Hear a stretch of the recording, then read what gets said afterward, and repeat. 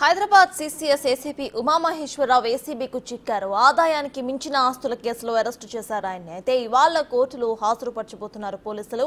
భారీగా అక్రమ ఆస్తులను ఏసీబీ గుర్తించింది. నిన్న ఉమామహేశ్వరరావుతో పాటు ఆయన బంధువుల ఇళ్లలోనూ సోదాలను నిర్వహించారు. సోదాల్లో భారీగా 500 రూపాయల నోట్ల కట్టలు, ఆభరణాలు, 17 ప్రాంతాల్లో ఉన్న స్థిరాస్తుల పత్రాలను గుర్తించారు అధికారులు. ఆదాయానికి మించిన ఆస్తుల విలువ 3,46,00,000 వరకు ఉన్నట్లుగా ఏసీబీ అధికారులు చెబుతున్నారు.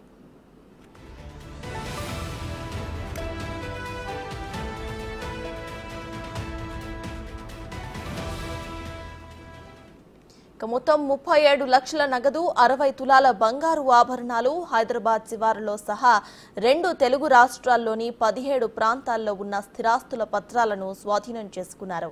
వీటిలో ఘట్కేసర్లో 5 చోట్ల, విశాఖపట్నం, చౌడవరంలో 7 చోట్ల, షామీర్పేట, మల్కాజ్గిరి, కూకట్పల్లిలో 1 చొప్పున స్థలాలు ఉన్నట్లుగా తెలుపుతున్నారు. షామీర్పేటలో ఖరీదైన విల్లా కూడా ఉన్నట్లు గుర్తించారు అధికారులు.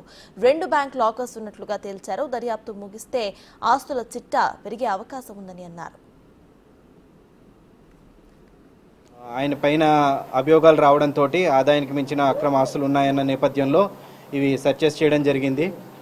సో ఆ సర్చెస్లో భాగంగా ఇప్పటిదాకా అన్ని సర్చెస్ అన్ని ప్లేసెస్లో చూసి కన్సాలిడేట్ చేసుకుని చేస్తే అరౌండ్ 17 ప్రాపర్టీస్ ఈయన వేరియస్ ప్లేసెస్లో ఈయన బంధువుల పేరు మీద కొన్నట్టుగా తెలుస్తోంది.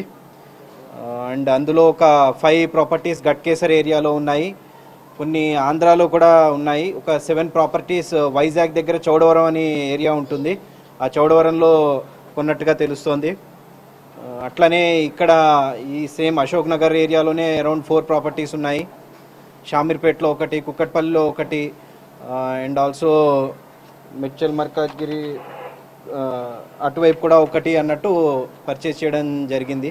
సో అవన్నీ కూడా తీసుకున్నాము, డాక్యుమెంట్స్ అన్నీ కూడా సీజ్ చేయడం జరిగింది. అలాగే వేరియస్ వాళ్ళ రిలేటివ్స్ హౌసెస్లో వాటిలో చూడగా అరౌండ్ ఒక 38 lakhs క్యాష్, అంటే 37,50,000 అట్లా క్యాష్ అదొకటి సీజ్ చేయడం జరిగింది.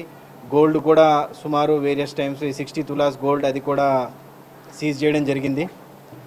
సో ఇవన్నీ చూస్తే టోటల్ మూవబుల్ అంటే అక్రమాస్తుల దాంట్లో movable immovable properties value around it comes around 3.5 crores, 3 crores 46 lakhs అన్నట్టు 3.5 crores అట్లాగా document value, actual registered value అది వస్తుంది.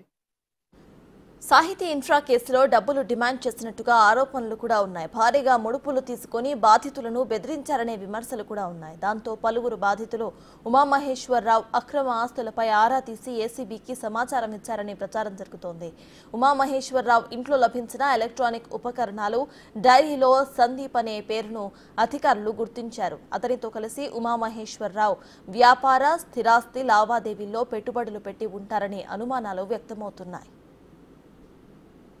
పేరు వచ్చింది కేవలం ఎస్పీ అని అదే అని కాదు, పేరు కేవలం అలా వచ్చింది.